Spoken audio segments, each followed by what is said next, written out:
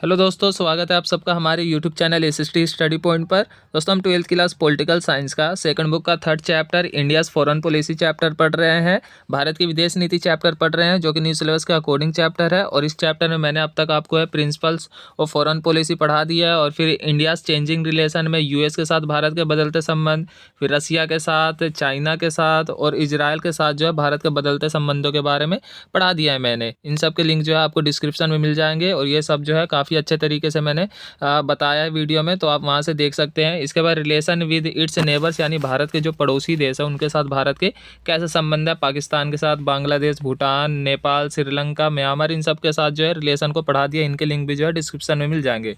दोस्तों, इस चैप्टर का जो हमारा आखिरी टॉपिक रह रहा है वो रह रहा है इंडिया न्यूक्लियर प्रोग्राम, भारत की परमाणु नीति।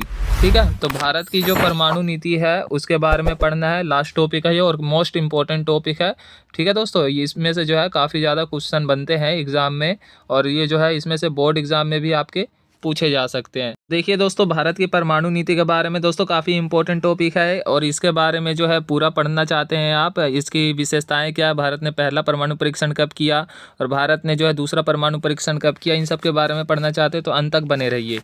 ओके दोस्तों, तो देखिए भारत ने अपना पहला परमाणु परीक्षण जो है मई 1974 में पूर्व प्रधानमंत्री इंदिरा गांधी के शासनकाल में किया था। इस परमाणु परीक्षण का नाम स्माइलिंग बुद्धा था। स्माइलिंग बुद्ध बोल लो या स्माइलिंग बुद्धा बोल लो। अब इसमें देखो बात, मतलब कौन सी बात याद रखनी है आपको जो एग्जाम में पूछे जाते हैं। एक तो ये पूछा जाता है कि भारत ने जो है अपना पहला परमाणु परीक्षण कब किया था, तो आपको लिखना है मई 1974 में। ये बात याद रखना है। सबसे पहली बार जो भारत ने न्यूक्लियर एक्सपेरिमेंट किया था, न्यूक्लियर टेस्ट जो किया था वो किया था 1974 में। किसके शासनकाल में? इंदिरा गांधी के शासनकाल में, ये भी याद रखना है। और फिर इस परमाणु परीक्षण का नाम क्या रखा गया था, तो स्माइलिंग बुद्ध, स्माइलिंग बुद्धा या स्माइलिंग बुद्ध कह सकते हो। ठीक है, तो ये तीनों पॉइंट जो है याद रखने हैं। ये काफ़ी ज़्यादा पूछे जाते हैं ऑप्शनल टाइप वाले क्वेश्चन में, एमसीक्यू में, या फिर एक नंबर में काफ़ी ज़्यादा डायरेक्ट पूछे जाते हैं।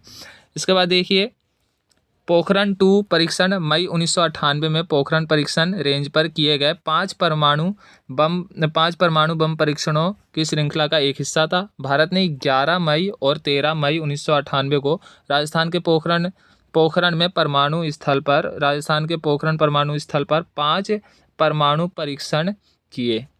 ठीक है दोस्तों, तो देखिए पहला परमाणु परीक्षण जो है भारत कब करता है? 1974 में राजस्थान के पोखरण में करता है। इसके बाद जो दूसरा परमाणु परीक्षण करता है, दूसरे परमाणु परीक्षण में जो है ये एक ही साथ जो है 5 टेस्ट करता है, 5 बमों का टेस्ट करता है, 5 परमाणु टेस्ट करता है 1998 में। तो ये भी जो है मई 1998 में करता है और राजस्थान के पोखरण में ही करता है। तो पहला और दूसरा दोनों बात जो है आपको याद रखना है। ठीक है दोस्तों, इसके बाद देखिए इस कदम के साथ ही भारत की दुनिया भर में धाक जम गई। ठीक है, दुनिया भर में धाक जम गई। भारत पहला ऐसा परमाणु शक्ति संपन्न देश बन गया जिसने परमाणु अप्रसार संधि जो एनपीटी है, एनपीटी पर हस्ताक्षर नहीं किए हैं। भारत द्वारा किए गए इन परमाणु परीक्षणों की सफलता ने विश्व समुदाय की नींद उड़ा दी। अब जब देखिए भारत ने जब परमाणु परीक्षण किया तो विश्व स्तर पर जो है खलबली मच गई, और अमेरिका भी जो है इस टाइम जो है भारत से कई सारे जो है संबंध तोड़ देता है। कई जो बड़े बड़े देश होते हैं, यूरोपियन कंट्रीज होते हैं, वो जो है काफ़ी ज़्यादा निराश होते हैं, क्योंकि वो जो है भारत को जो है एनपीटी पर हस्ताक्षर करवाना चाहते थे, लेकिन भारत जो है एनपीटी पर हस्ताक्षर नहीं करता है, इसे भेदभावपूर्ण नीति बताता है। और भारत जो है किसी से पूछे भी नहीं परमाणु परीक्षण कर लेता है। ठीक है दोस्तों, क्योंकि पश्चिमी जो देश थे वो चाहते थे कि एनपीटी पर सबसे हस्ताक्षर करवा लिया जाए और कोई जो है परमाणु बम ना बनाए, केवल हम ही कुछ देश जो है शक्तिशाली देश बनाए। ठीक है दोस्तों, लेकिन भारत इसको भेदभावपूर्ण मानता है और भारत जो है परमाणु परीक्षण कर लेता है, तो इससे जो है पूरी खलबली सी मच जाती है पूरे विश्व में। ठीक, इसके बाद देखिए भारत ने 2003 में अपनी परमाणु नीति बनाई थी। अब देखिए भारत ने जो है परमाणु परीक्षण किया, तो भारत ने जो है एक परमाणु नीति भी बनाई 2003 में। याद रखना है ये वाला पॉइंट। ठीक, तो भारत की परमाणु नीति की विशेषताएं देखिए क्या है। तो भारत की परमाणु नीति की विशेषताएं भी 4 नंबर या 6 नंबर में पूछा जाता है। तो देखिए पहला विशेषता क्या है, भारत की परमाणु नीति का मूल सिद्धांत पहले उपयोग नहीं है, इसी नीति के अनुसार भारत किसी भी देश पर परमाणु हमला तब तक नहीं करेगा जब तक कि शत्रु देश भारत के ऊपर हमला नहीं कर देता। अब देखिए भारत की जो नीति का जो पहला विशेषता वो है पहले उपयोग नहीं करना, यानी परमाणु बम का जैसे युद्ध हो जाता है तो परमाणु बम का पहले उपयोग भारत नहीं करेगा। अगर मतलब विपक्षी देश भारत पर हमला करता है तो भारत भी जो है बाध्य हो जाएगा परमाणु हमला करने के लिए। ठीक है, तो पहली विशेषता है पहले परमाणु का प्रयोग ना करना। इसके बाद दूसरी विशेषता देखिए, जब भारत ने अपना पहला परमाणु परीक्षण किया तो इसे शांतिपूर्ण परीक्षण करार दिया, शांतिपूर्ण परीक्षण की संज्ञा दी। भारत का कथन था कि वह अणुशक्ति को केवल शांतिपूर्ण उद्देश्यों में प्रयोग करने की नीति पर दृढ़ संकल्प है। अब देखिए भारत ने जब परमाणु परीक्षण किया तो इसे जो है शांतिपूर्ण परीक्षण का संज्ञा दिया, और फिर भारत केवल परमाणु परीक्षण का कब करेगा उपयोग, केवल शांतिपूर्ण उद्देश्यों के लिए, शांति स्थापित करने के लिए परमाणु का उपयोग करेगा, ना कि अशांति स्थापित करने के लिए। ओके दोस्तों, तो ये दूसरी विशेषता थी। इसके बाद तीसरी देखिए, भारत परमाणु हथियारों के विरुद्ध था और नेहरू द्वारा महाशक्तियों पर व्यापक परमाणु निशस्त्रीकरण के लिए जोर दिया गया। तो भारत के जो प्रधानमंत्री थे जवाहरलाल नेहरू, वो जो थे निशस्त्रीकरण के पक्ष में थे और महाशक्तियों को भी जो है निशस्त्रीकरण का समर्थन करने के लिए कहा, परमाणु निशस्त्रीकरण को समर्थन देने के लिए कहा। लेकिन जो शक्तिशाली देश थे उन्होंने इसे मानने से इनकार किया और वो जो है खुद तो परमाणु परीक्षण कर लेते और दूसरों पर जो है निशस्त्रीकरण थोपने की बात करते हैं, एनपीटी थोपने की बात करते हैं। तो भारत जो है इसे भेदभाव पूर्ण कहता है। ठीक है, और फिर इसके बाद भारत भी परमाणु परीक्षण कर लेता है 1974 में। ठीक है दोस्तों, इसके बाद देखिए, परमाणु संपन्न देशों ने विश्व के अन्य देशों पर 1968 की परमाणु अप्रसार संधि एनपीटी को थोपना चाहा, परंतु भारत ने इसे सदा इस संधि को भेदभावपूर्ण माना और उस पर हस्ताक्षर करने से इनकार कर दिया। देखिए भारत पर भी थोपने की कोशिश की गई 1968 की परमाणु अप्रसार संधि, लेकिन भारत ने जो इसे भेदभावपूर्ण कहा। भेदभावपूर्ण इसलिए कहा क्योंकि जो है अमेरिका, ब्रिटेन, ये सब देश जो है खुद तो परमाणु परीक्षण कर लेते हैं, लेकिन अन्य देशों पर 1968 की जो परमाणु अप्रसार संधि यानी एनपीटी जो था इसे थोपने की कोशिश करते हैं। अगर मान लीजिए इस पर जो भी हस्ताक्षर कर देता है एनपीटी पर, तो वो जो है क्या परमाणु परीक्षण कभी भी नहीं कर पाएगा, परमाणु बम का निर्माण नहीं कर पाएगा। ठीक है दोस्तों, इसके बाद देखिए, यदि भारत के खिलाफ या भारतीय सुरक्षा बलों के खिलाफ कोई रासायनिक या जैविक हमला होता है तो भारत इसके जवाब में परमाणु हमला का विकल्प खुला रखेगा। अब देखिए भारत के खिलाफ मान लीजिए कोई साजिश होता है, कोई बड़ा मतलब रासायनिक हमला होता है, जैविक हमला होता है, तो भारत इसके लिए जो है परमाणु विकल्प जो है खुला रखेगा, परमाणु हमला भारत भी करेगा फिर। ठीक है, तो ये सब जो है भारत की परमाणु नीति की विशेषता है। इसके बाद देखिए, भारत परमाणु मुक्त विश्व बनाने की वैश्विक पहल का समर्थन करता रहेगा तथा भेदभाव मुक्त परमाणु निशस्त्रीकरण के विचार को आगे बढ़ाएगा।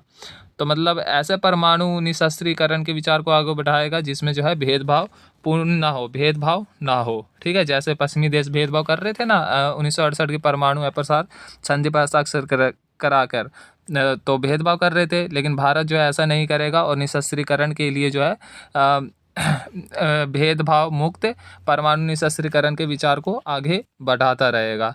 ठीक है दोस्तों, तो भारत जो है मतलब वैश्विक परमाणु मुक्त विश्व बनाने के लिए जो विश्व स्तर पर जो है पहल करता रहा है, समर्थन करता रहा है। ठीक, तो ये सब जो है भारत की परमाणु नीति की प्रमुख विशेषताएं, इनको अच्छे से याद कर ले, काफ़ी ज़्यादा पूछे जाते हैं। ओके दोस्तों, इसके बाद देखिए, अभी जो हम बार बार पढ़ रहे थे एनपीटी परमाणु अप्रसार संधि, इसको थोड़ा सा डिटेल में पढ़ लीजिए, ये भी 2 नंबर 4 नंबर में पूछ लिए जाते हैं। ठीक है, तो एनपीटी का जो फुल फॉर्म है वो है हिंदी में परमाणु अप्रसार संधि, और ये जो है 1968 में आया था, 1968 में आया था। तो इसके बारे में थोड़ा सा पढ़ लीजिए। परमाणु अप्रसार संधि का उद्देश्य विश्व भर में परमाणु हथियारों के प्रसार को रोकने के साथ साथ परमाणु परीक्षण पर अंकुश लगाना है। अब देखिए मतलब विश्व भर में हथियारों के प्रसार को तो रोकना ही है, साथ ही परमाणु परीक्षण पर जो है प्रतिबंध लगाना है। ठीक है, परमाणु परीक्षण को रोकना है। कोई देश जो है परमाणु परीक्षण नहीं कर पाएगा अगर इस पर एनपीटी पर हस्ताक्षर कर देता है तो। ठीक है, देखिए पश्चिम के देशों ने क्या किया, ब्रिटेन, अमेरिका, इन सब ने क्या किया, पहले खुद तो परमाणु परीक्षण कर लिया और फिर जो है एनपीटी लेकर आ गए। तो इसीलिए जो है भारत ने इसका विरोध किया कि ये तो भेदभाव पूर्ण वाली बात हो गई, खुद तो परमाणु परीक्षण कर लिया और हमें जो है इस पर हस्ताक्षर करा रहे हैं। ठीक, तो ये इसका जो उद्देश्य है क्या है, परमाणु प्रसार को रोकना है और परमाणु परीक्षण को भी रोकना है। तो ये याद रखना है, इसका उद्देश्य है, 1 नंबर में पूछा जाता है। इसके बाद देखिए जुलाई 1968 से इस समझौते पर हस्ताक्षर होना शुरू हुआ। अभी इस संधि पर हस्ताक्षर कर चुके देशों की संख्या 190 है। ठीक है, 1968 से इस पर हस्ताक्षर होना शुरू हुआ और अब 190 देश हो गए हैं। इसमें पाँच देश जो है उनको जो है परमाणु संपन्न देश कहा जाता है। 5 के पास आणविक हथियार है। ये देश हैं अमेरिका, ब्रिटेन, रूस, फ्रांस, चीन। तो इनको जो है परमाणु संपन्न देश कहा जाता है। क्यों कहा जाता है? क्योंकि इन्होंने जो है 1968 से पहले, ठीक है, 1968 से पहले परमाणु परीक्षण किया, इसीलिए जो है इनको परमाणु संपन्न देश कहा जाता है। याद रखना है किन 5 देशों को जो है परमाणु संपन्न देश कहा जाता है। ठीक है दोस्तों, इसके बाद देखिए सिर्फ 5 परमाणु संपन्न देश इसके सदस्य नहीं है। ये है भारत, इजराइल, पाकिस्तान, सूडान और नॉर्थ कोरिया, उत्तरी कोरिया। तो ये 5 देश देखिए, जो 5 देश है इन्होंने 1968 से पहले, ठीक है, 1968 से पहले इन्होंने परमाणु परीक्षण किया। अमेरिका ने जो 45 में कर लिया, फिर ब्रिटेन ने जो है मतलब 60 के आसपास कर लिया, इसने रूस ने 49 में कर लिया, फ्रांस ने 52 में कर लिया और चीन ने जो है 64 में कर लिया, 1964 में। और बाकी के जो है जैसे भारत ने 1974 में किया, तो 74 क्या हो गया, 1968 से बाद हो गया। तो इसीलिए जो है भारत को भी परमाणु संपन्न देशों के कैटेगरी में नहीं रखा है। ठीक है, तो परमाणु संपन्न देश जो है ये 5 है, अमेरिका, ब्रिटेन, रूस, फ्रांस और चीन। ठीक है, और जो जिन्होंने परमाणु परीक्षण कर रखा है, कुछ जो 5 देश है, इनको जो है परमाणु संपन्न देशों में नहीं रखा है। तो क्यों नहीं रखा गया है, मैंने बता दिया। 1968 के बाद ये क्या करते हैं, परमाणु परीक्षण करते हैं। इसके बाद देखिए एनपीटी के तहत भारत को परमाणु संपन्न देश की मान्यता नहीं दी गई है, जो इसके दोहरे मानदंड को प्रदर्शित करता है। दोहरे मानदंड मतलब ये परमाणु परीक्षण भी कर चुका है, लेकिन इसे जो है परमाणु संपन्न देश नहीं माना जाता है। ठीक है, तो क्यों नहीं माना जाता है बता दिया, और एक बार और इसमें बता दूंगा मैं।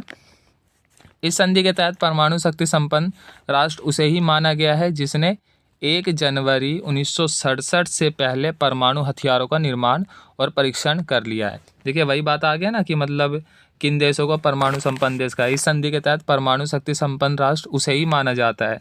ठीक है ना, किन को परमाणु संपन्न देश माना जाता है, जिसने 1 जनवरी 1967 से पहले हथियारों का निर्माण और परीक्षण कर लिया हो, तो इनको जो है परमाणु संपन्न देश माना जाता है। और ये परमाणु संपन्न देश 5 थे, बता दिया, अमेरिका, ब्रिटेन, फ्रांस, चीन और रूस जो था, इन्होंने 1967 से पहले 1968 से पहले जो है कर लेते हैं, तो इसलिए इनको परमाणु संपन्न देश कहा जाता है उन 5 को। ठीक है दोस्तों, इसके बाद देखिए इस आधार पर भारत को यह दर्जा अंतर्राष्ट्रीय स्तर पर नहीं प्राप्त है, क्योंकि भारत ने पहला परमाणु परीक्षण 1974 में किया, यानी 1968 के बाद किया, 1967 के बाद किया, इसीलिए जो है भारत को परमाणु संपन्न देश नहीं माना जाता है। ठीक है दोस्तों, तो ये जो है किसके बारे में है, एनपीटी के बारे में, परमाणु अप्रसार संधि के बारे में है। तो परमाणु अप्रसार संधि का उद्देश्य क्या है, परमाणु अप्रसार संधि कब आया, ठीक है, और ये मतलब इसके अनुसार जो है कितने देशों को परमाणु संपन्न देश कहा गया है, और बाकी के 5 परमाणु संपन्न देश क्यों परमाणु संपन्न देश नहीं है। ठीक है, तो इसके बारे में जो है इसमें लिखा हुआ है, मैंने बता दिया। ठीक है, यही सब है परमाणु अप्रसार संधि के बारे में। इसके बाद देखिए सबसे पहले परमाणु परीक्षण करने वाले देशों की जो लिस्ट है ये देख सकते हैं आप। तो ये देखिए सबसे पहले किस किस ने परमाणु परीक्षण किया। अमेरिका ने 1945 में परमाणु परीक्षण किया। सोवियत संघ ने, जिसको आज हम वर्तमान में रूस कह रहे हैं, इसने 1949 में किया।